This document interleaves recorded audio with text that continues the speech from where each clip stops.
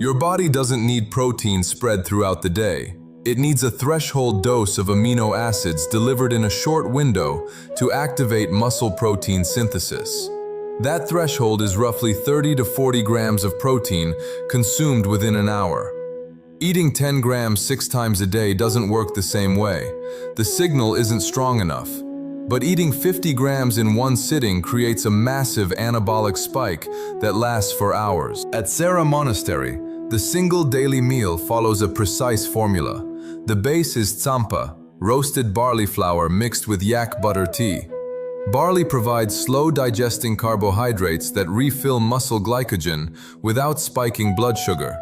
Then comes protein, yak meat, dried cheese called churpi, or legumes like lentils. The protein portion is roughly the size of 2 fists, dense, concentrated, and consumed within 30 minutes. After protein comes vegetables, usually turnips, radishes, or wild greens.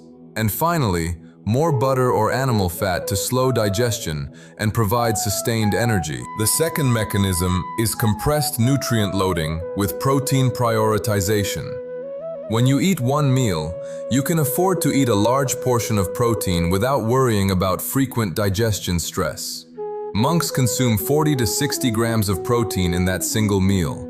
This saturates their muscles with amino acids.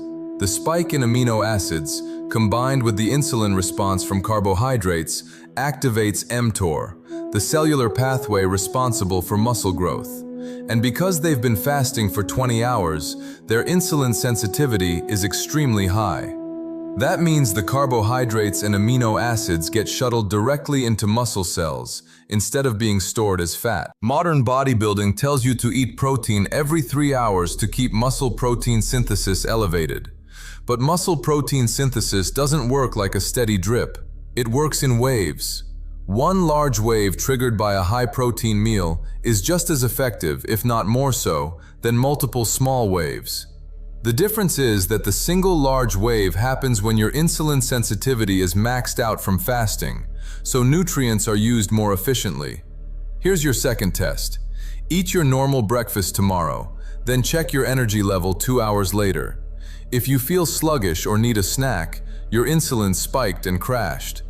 Now try skipping breakfast, drinking only butter tea, and eating your first meal at noon with 40 grams of protein, a fist-sized portion of carbs, and plenty of healthy fat.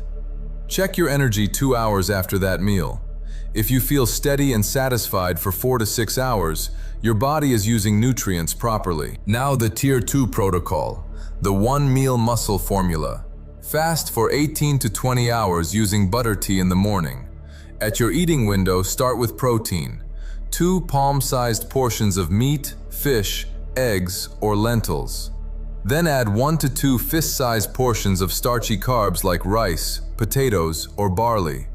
Finish with non-starchy vegetables and a source of fat like butter, olive oil, or animal fat. Eat everything within a 60-minute window. Then close the window and fast again until the next day.